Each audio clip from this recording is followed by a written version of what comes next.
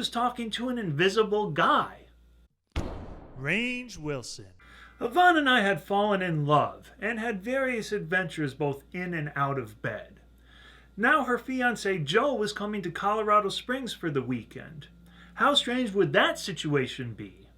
As it turned out, the only strange thing about it was that it was completely normal.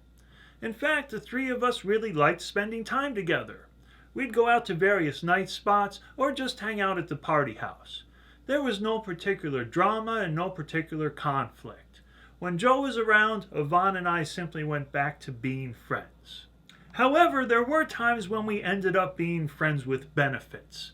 Late one night, when Joe was in town, Yvonne knocked on my door. It turned out that Joe had passed out, but Yvonne was in the mood for some action, and that action involved her and myself between the sheets.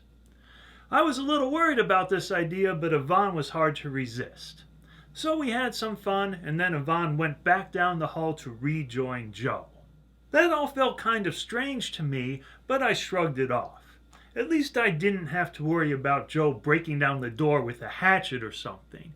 He just wasn't that type. Joe was one of the most happy-go-lucky people I have ever met. Nothing seemed to bother him. He lived in the moment and took life as it came. Yvonne was the same way, which explained why they were a couple, but not a married couple. They had been engaged for 7 years, but neither one of them seemed to be able to take any concrete steps towards actually getting married. If anyone brought up the situation, Yvonne would say, Joe needs to decide what he wants to do.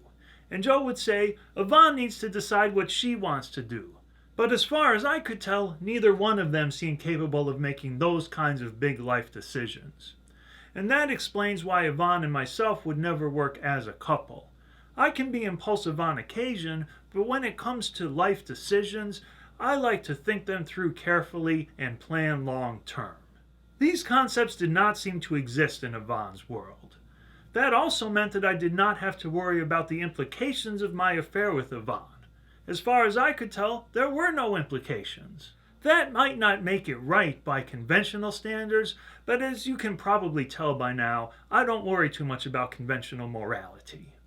As far as me getting jealous of Joe, that did not seem to be an issue either. Jealousy just does not seem to be a very big part of my makeup. Even when I was a teenager, and my first girlfriend admitted that she had fooled around with some other guy when I was off on a trip, that did not particularly bother me.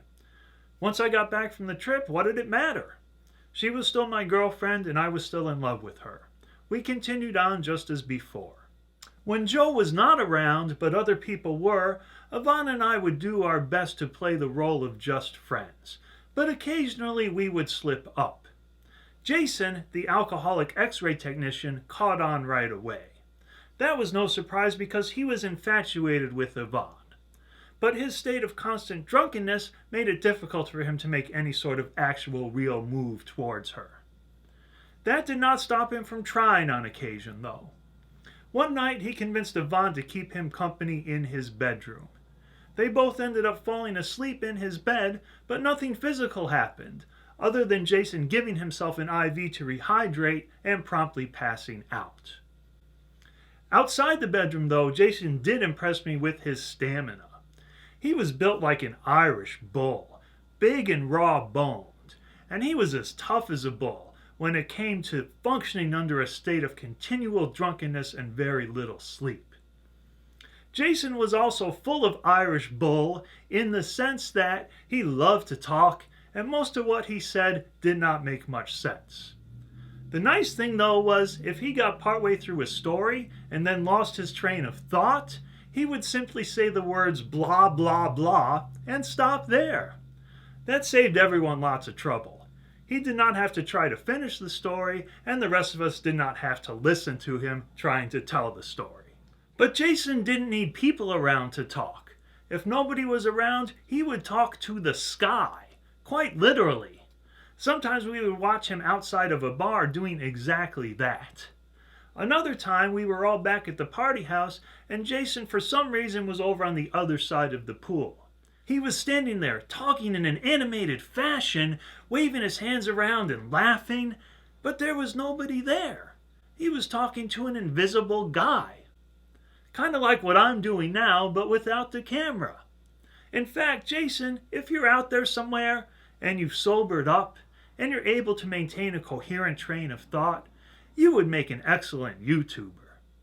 Tune in next time to find out what happened when strippers hit the party house. Until then, like, comment, share, and or subscribe. My name is Range Wilson, and I'll see you next time.